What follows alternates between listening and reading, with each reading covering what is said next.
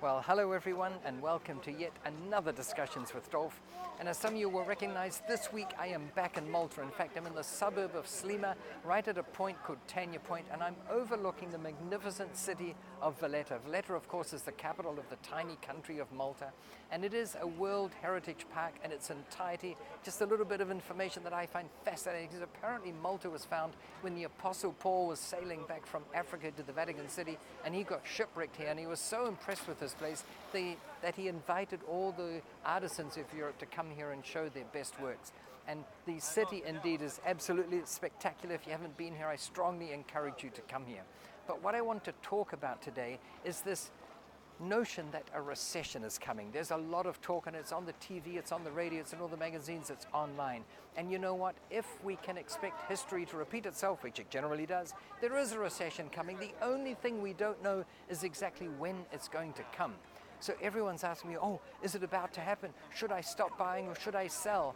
And the truth is, I don't know the answer to that. If I knew the answer to that, I would have sold my entire portfolio the day before the last recession struck, the great GFC back in 2007, 2008, and when everything dipped down in prices, bought it all back and then some. But here's what I do know, that if you fear that a recession is coming and you hold off buying, you will probably live to regret it. No one has ever told me they regretted buying when they did, but plenty of people have told me that they regretted holding off, waiting for the right time. And you know, you might think that a recession has to come because they happen every 11 years or so, or you might think that all the indicators are there. We've got the inverted bond curve at the moment, or some people are saying it's inevitable. Well, you know what? I've known people who have been saying a recession's coming for 3 years now, and when the recession hits, they're going to say, see, I told you so. But in the meantime, they will have missed out on some spectacular deals. And maybe if you stop buying now, waiting for the recession to hit, and it takes 18 months before it comes, you could miss out on buying 3 spectacular properties. And I know you're thinking, well, aren't property values going to be decimated when the recession hits? And you know what? You're absolutely right. Usually when there is a recession, the values of properties comes down a lot. But think about it. They go down a lot because a lot of people are forced into foreclosure or a mortgagee sale or redemption sale, depending on where you live.